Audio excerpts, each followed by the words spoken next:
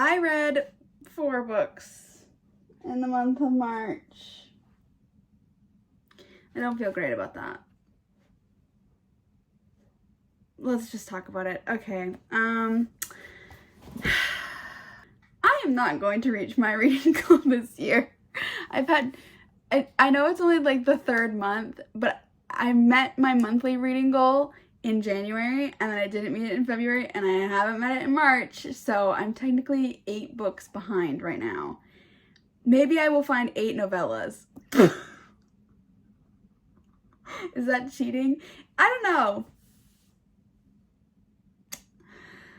I finished reading the Magnolia Park series at the end of March, the end of February, the beginning of March, and I was like, I'm just gonna dive right back into fantasy. I'm gonna tab like analytical style, a fantasy book, and then I started doing it, and I was like, I don't have a brain for this. Like, I feel like I just want to like read something. I call them, this is not really a nice term for them, and I feel bad that this is what I call them in my head, but I call them my dumb blonde books. And they're not like just your smutty KU books, because those are just like your trashy book, you know, they're not trashy, but you know what I mean? But I do have like my dumb blonde fantasy books where like they're not, like, dumb blondes have a lot of depth. They're like very like rounded, they're very put together, like they're beautiful and they're fun to be around. But also like it doesn't take a lot to figure it out. You know what I mean? They're just like the fantasy books that you don't feel like stimulate something inside of you. And I feel there is like high fantasy with spice books, and then there are the dumb blonde books, and like sometimes there's like a middle combination of the two of them where like they're not necessarily like groundbreaking, but they're really well done. Quicksilver. So I just felt like that was what I wanted to do, especially because we had like some really like warm days, and it was like the sun was shining and I could sit outside in the sun and read, and I wanted to like lay out a little bit to like get some, I need to like photosynthesize from the winter blues and defrost a little bit. And so I didn't feel like I could like tab and do that. It's just not very comfortable. I do it sometimes in the summer and it's just like kind of a pain in the butt. So I switched to the first book that I finished this year. So that was a very long-winded, this is the first book that I finished this year. Or this year. It's been a long day. This month in March, I read Avlyn Tower by C.N. Crawford and Alex Rivers. This was sent to me by the author. C.N. Crawford sent it to me. This was, okay, I'm gonna call this a dumb blonde fantasy book, but it's really, I'm not meaning that against this book. I think this book was perfectly fine. It was 4 stars. It was exactly what it set out to be, nothing more and absolutely nothing less. It was a relative slow burn. So if you like your fantasy with some spice but not like overpowering, this will be for you. There is 2 books out currently, and then the 3rd one is coming out in April. This is about this girl who, okay, no, I shouldn't say it's about the girl. In this world, there was a Fae realm and the human realm, I guess, and like 100 years ago, 50 something years ago, some years ago, the Fae like came in and like ripped the veil through the worlds and laid siege in France, of all places.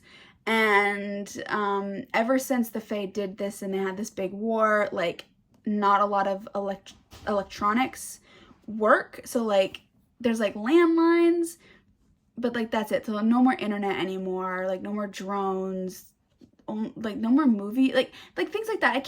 I haven't really figured out like what period they, like some electrical things work, but not all electrical things. I don't know. This girl ends up saving up for her birthday trip. She's just in France because that's where like they used to go when she was a little kid. And it turns out she has this magic power to manipulate the veil, which would kill people if you like go through it without one of these Veil people. And she ends up going to like the James Bond Academy, but it's James Bond, like they become spies for like the British government, even though, I don't know. It's been a month since I read this book. Okay, give me a break. And there's also like a lot of Arthurian legend mixed in here. And yeah, and she's paired up with this guy who broke her heart when she was a teenager. So there's like a second chance romance in here. And a little bit of like, there's a second chance romance, but there's a little bit of like, oh, I thought this about you, you thought that about me. And then once they kind of get over it, they get over it. But their relationship is forbidden because the spies aren't allowed to like fraternize with other spies in this book. And there's some dream magic. And the only thing that I did not like about this book was like everything that happens magically wise with this girl just happens way too easy. Like there was 0 stakes in this book. I did not worry once. I was not panicked a single time. But it was exactly what I needed in the moment. I read it really quickly and I don't regret that I read it. Okay? But you know what book I did love? I loved this book. I loved this book so much. This book had no business being this good. I rated it 5 stars. I would rate it 6 stars. I think this is a perfect book. I think this is a perfect book. Let me tell you one more time. This is a perfect book for what it is. I'm not trying to say it's like, you know, the next great classic, but I think it's a perfect book. It does everything it's supposed to do. It's a standalone. It's interconnected standalones. You do need to read the other standalones to get what's going on in these interconnected standalones. But these are Valkyries. That makes me feral at the mouth. They're Valkyries and there are vampires and there are werewolves in this world. There's actually a bunch of mythological creatures, but Valkyries that wield lightning. But this Valkyrie made like, she lost she was triplets and she lost 2 of her sisters in an ancient battle because they're immortal. And the day that she lost them, she made like a bargain or like a deal, kind of like pleaded with a god and a god answered. And then she no longer feels anything. Like she doesn't feel anything for like 1,000 years or something like that. And she's like a vampire hunter because vampires in this world aren't good. Like nobody likes a vampire. The vampires don't even like the vampires. And so she's kind of a vampire hunter. And she goes to slay this one vampire. And she gets up to his house. And then they end up macking out. And she's like, hasn't felt arousal in a really long, at all. And then she flees him when she's like, something is wrong. And she doesn't kill him. And this guy, he did not want to be a vampire. He was changed against his will by his brothers. And ever since he was changed as vampire hundreds of years ago, he's been holed up in a house. He like won't kill himself, but he kind of just wishes somebody would kill him. So she comes to kill him and he's like, great, finally someone's come to end my misery. Except for the fact that he's like, wait, no, I actually don't want this girl to kill me because I'm obsessed with her and I love her and I want to kiss her all the time.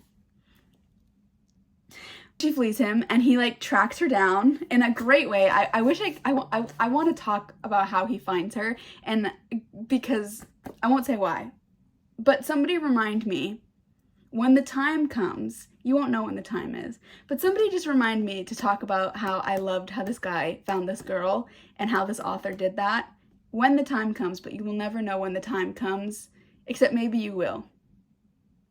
It'll be years from now, just so you know. That didn't make any sense. It made sense for me. It won't make sense for you.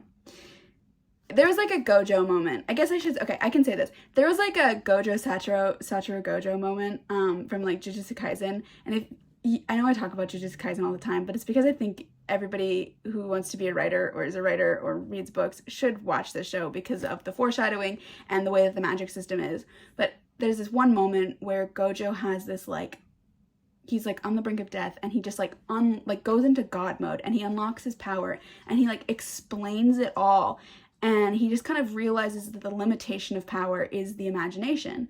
Like when you're told you can do this power, you're always just like, okay, I can just do this power. And a lot of the times people don't expand the parameters of that power and like, okay, well, if I can do if I can do this, then shouldn't I also be able to kind of do this? And if I can do that, then can I not just like round it out? Like, there's logic in magic, and I wish that authors would push the boundaries just a little bit more.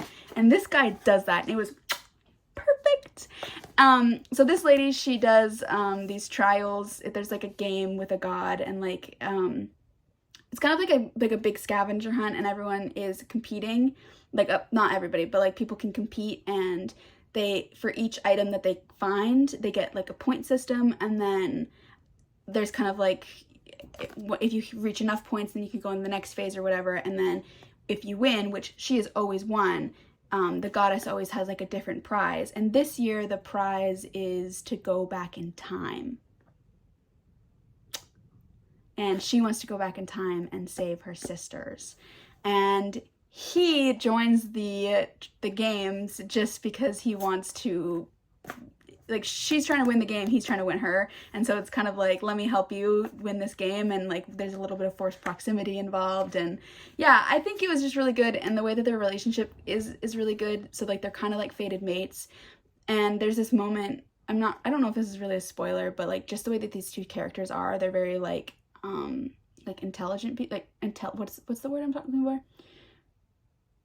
Intellects. They're very intellects. And so she's like, what, do you love me? And he's just like, no, I don't love you. I've only known you for a week, but like we do have this bond, and we should like, and I feel for that bond. And I think there's just something really, I just like fated mates when it doesn't go right or when it doesn't go easily. And that's what this book is. And it's like spicy and fun and just a great time. I love early 2000s paranormal romance because it's just always a good time, and it was perfect, and I loved it. And if you liked Tala and Alaric's relationship in Hurricane Wars, this is for you. You'll love them. I finally did it. I know everyone told me to do it. I know the world loved it. I know everybody and their mom has read this book. I didn't. I've had this book on my shelf since I was in New York, and I haven't been to New York in a few years now. I bought it with my friends. We're all like, let's read it all together. And they read it, and I didn't. But one morning, I woke up and I looked over, because like my TBR is like right in front of my face if I wake up on that side. And I woke up and my eyes fluttered open, and I just caught the spine, and I went, yeah, today's the day. And then I opened it and I read it in basically one sitting. And I had the most amazing time of my life. This book is pure vibes and poetry. Like, in no time do you really know what's happening, do you know why it's happening or where it's going. But the whole time is fun, and it's a good time. And I'm really glad I read it, because there's just some really beautiful proses about love and growing in a relationship, and it was just such a great time. There's a reason why everybody loves this book, and it's because it's beautiful. But don't go in trying to know what's going to happen, or what's happening, or why it's happening, because that's not the point. Sometimes that's not the point, okay? Sometimes the point is the journey, not the destination, nor how you got there, but how you felt when you were on the journey. I read another book on my Kindle, and I'll throw a picture of it up here. I do have a whole video on my recommendation of it, because I do recommend this book. I think this is a refreshing take in our realm of like romantic blah blah blah, and this is like dystopian, and it has something really poignant to say about being a creative, and I think especially in the world of AI and the harm of AI, this was really important to read, and how like human creativity is important to humans. I really liked it. I want to read. I started book 2. I only read like 2 chapters, and I just was like, man, I'm not really feeling it right now.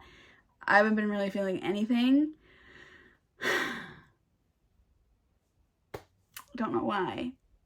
I don't know why. I've just been feeling like staring at a wall and listening to music and vibing. That's all I feel like doing right now. I don't even feel like watching any TV. It's just me wanting to stare at a wall, listening to music, vibing. But I did start this book, and this is me segueing into what's coming out in April.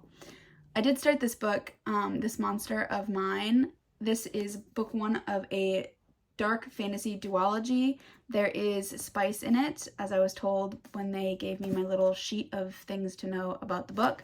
I've been looking forward to this book since I first heard about it last year. It's been on my radar for a really long time, and I was really, really excited when I was able to request an ARC of this. Because this is, like I said, this is a book I've been wanting to read for a really long time, and I can tell you right now, I'm only 50 pages into it. This is like, I had the same feeling that I got when I was reading When the Moon Hatched. So I think a lot of people will not like it, but I think a lot of people will like it. And the thing that I love about When the Moon Hatched and what I like about this book is that the author does not handhold you through any world building. And a lot of people do not like that. I like it at times. And the reason why I like it is because it feels very unnatural when a character like explains to you their government randomly, you know, in the beginning of a book. Because how many times do you really like think while you're thinking about your day, like, oh, this is my government and this is how the government works and this is the history of my government. And you're like, no, that's just the government and that's just how it is. And that's kind of how this is. You know, she's talking about the magic system, and like there's like runes and different names, and there is a glossary in the back and you're meant to use it. And I like that. I like when an author just picks you up and throws you in the deep end and just says, figure it out or drown. It's not my problem. Yes, ma'am. Because I only really read books written by women or feminine presenting peoples.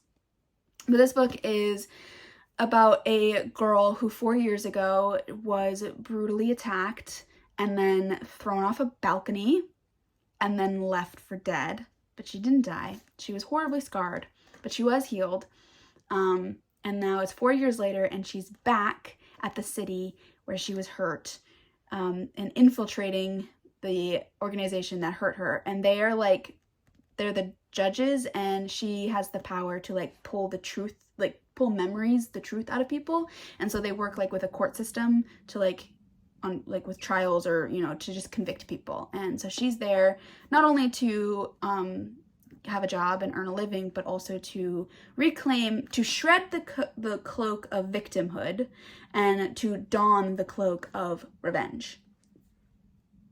It's really good. It's really, really good, okay? It's really good. That's all I'm gonna say. And now I'm gonna tell you about what books are coming out in April. Got my little handy dandy thingy. Come on, Lillian. Okay, I've got my book journal. Look how cute. I did this morning. Look how cute it came out. Isn't that cute? I'm trying to give myself hope. Green gives you hope, you know? This is the color of life, which I need. So This Monster of Mine comes out April 1st. It's book one of a duet. Conditions of Will is coming out. I just received an ARC of it. It's by Jessa Hastings. The fun thing about this book is that it's not a part of the Magnolia Parks universe, but the main character does have an appearance in Long Way Home. She's just told that one of the box set, Henry, dates her, and he's just like, no, she kind of freaked me out because she's like human lie detector. And so he dumped her because he just felt like, I mean, none of those characters, especially in Long Way Home, are like really emotionally present. So that's really cool. So this girl now has her own story. And I'm really interested to read Jess Hastings outside of the Magnolia Parks universe and to see how she translates. I am also terrified of being Jess Hastings' emotional punching bag once more. But that comes out on the 1st. The cover is gorgeous. We have Enchantra, which is the second book in the Phantasma universe. They are standalones, but they are connected. I'm very, very excited for this. I loved Phantasma. I think they're just like a really fun time, and I think the author just wrote the gothic scene really well. So there's trials, and it's just kind of a spooky fun time. I'm excited for it. We have House of Blight, which comes out on April 8th. This is like cottagecore vibes. That's what I know about it. I do have an ARC of it. It's somewhere. It's right here. This is what the cover looks like. Yeah, it's like cottagecore vibes. I don't remember if there's spice in it, but I think it's supposed to be like a slow burn. But it's like fairies, not fae vibes. Let's see if they gave us a content warning. They did not. So I don't know if there's spice in it. I know it's book 1, so it could be a slow burn. But I do know it's like cottagecore, light academia, fae vibes. And maybe like fun Mothman. A darkly created new and romantic new gothic duology. Book 1 in a duology. Look at that. Maybe I should do my research before I start filming. You know what book's coming out this month, finally? I've been waiting for this. What Blooms from Death. It comes out on April 17th. This is book 1 of a trilogy. I'm just excited to read this book. You have to look at the author's page. I can't remember her name now. Something Smithers? Something like that. I've been waiting for this book for a long time. It was supposed to come out in like November, but it got pushed, and so now it's finally coming out. It's just one of those books that I've had my eyes on for a really long time, and I really just want to get my hands on it and devour it. It just looks like it's going to be a really great romantic-y time. There we go. Lady of the Lake, book 3 of the Avlyn series is coming out. I have book 2. I don't know when I'm going to get to it. I don't feel any pressing desire, but I feel like it's going to be one of those books where I'm going to reach for when I just want to like sit out, you know, and just vibe with nature and just read a good time. And I'm okay with that. And then the last book coming out in April that's on my radar. You should let me know if there's other books that should be on my radar. Broken Souls and Bones, which is written by L.J. Andrews. She wrote the, she's like a bunch of like Viking-esque fantasy romances that I've heard nothing but really great things. She wrote the Ever King, which was like pirates and fae and Vikings. But I'm really excited for this one, especially because one, this is being trad published, so I'm going to be able to go to the bookstore and pick it up, which I just love to be able to do. I love an indie author, but I do like being able to go to Barnes & Nobles and buying a book that I'm excited for. But the MMC is nonverbal, and he uses like sign language, or a version of sign language, and I have a very special place in my heart for books with nonverbal characters, because I think, one, it's important to see in like fiction, and then also because I think it adds like a really a character can really shine when you're not just listening, but when you're hearing the character, if that makes any sense. When you're not just listening to the words that they say, but you also get to you pay a closer and a more special attention to their movements, because that's really how they like show who they are, instead of an author using their voice to tell you who they are. And I think it's just a really special thing to read in fiction. So that's what I read in April. That's what's coming out in April.